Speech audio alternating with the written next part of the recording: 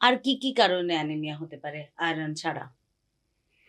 Iron ছাড়া ওই যে ভিটামিন বি 12 ডেফিসিয়েন্সি হতে পারে, মানে ফোলেট, ভিটামিন বি 9 বলা হচ্ছে ওটাকে, হুম। ওটার অভাবে হতে পারে।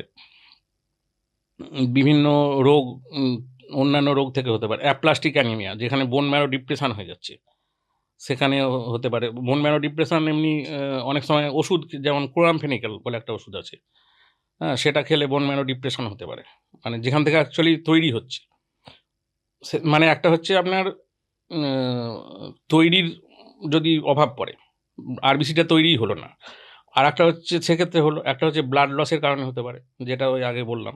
আচ্ছা, এছাড়া হচ্ছে যে যেক্ষেত্রে মানে ব্লাডগুলো ভেঙে যাচ্ছে, হিমোলিসিস, যেমন ধরুন ম্যালেরিয়া হলো, ম্যালেরিয়ায় ব্লাড সেলগুলো ভেঙে যাচ্ছে, তাহলে হয়ে গেল।